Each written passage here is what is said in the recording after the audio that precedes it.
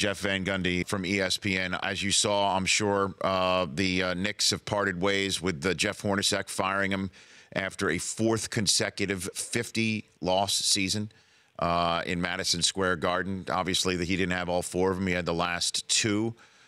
Your name has been bandied about. Jeff, would you be interested in a reunion with the Knicks? Yeah, those are things I always stay away from. You know, I think it's not my place to talk about that. I always think it's in the best interest of the teams to go about them as quietly as possible. If they want to speak, that's up to them. But for me, in all these coaching things, I just try to stay, quiet and, let situations occur as they may. And realizing how good a job I have right now at ESPN and ABC. No, look, I work with tons of former coaches, and it's always puts them in a tough bind. And I ask that question with the utmost of respect, knowing that any answer that you give that doesn't make it might make it sound like you don't love the job that you currently have, where you win every night, quite frankly. So I understand that. Just in a macro sense, how much do you miss coaching, Jeff? Well, the beauty of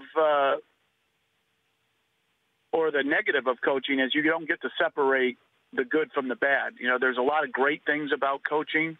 The competition and camaraderie cannot be duplicated anywhere else or replicated. So you miss that, tremendously. The stuff I get to do with USA Basketball now has retaught me that. I've really enjoyed that part very, very much. So, certainly you miss all the good things about coaching.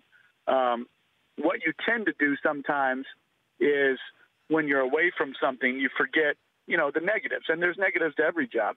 The strain and stress of losing, so things of that nature. So, I love coaching. I love what I do now. No one's had it better than me. No one's been luckier than me in basketball. Well, what's your relationship, last one, I guess, with James Dolan then, with the Knicks? How often do you chat with him, the owner of the Knicks? Well, first of all, I don't think anybody chats with their owner on a regular basis, so or former owner. But I think the misconception that of my time there was that Mr. Dolan wasn't good to work for. I look at it like this. The owners I've worked for, Les Alexander and the Dolan family,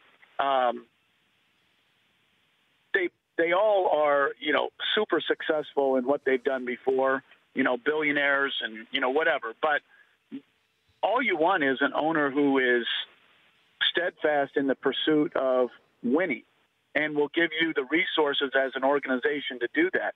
And I was very fortunate in both my time in New York with the Dolan family and in Houston with Les Alexander, is that they gave us the resources necessary to win and care deeply about winning. And so I have no idea,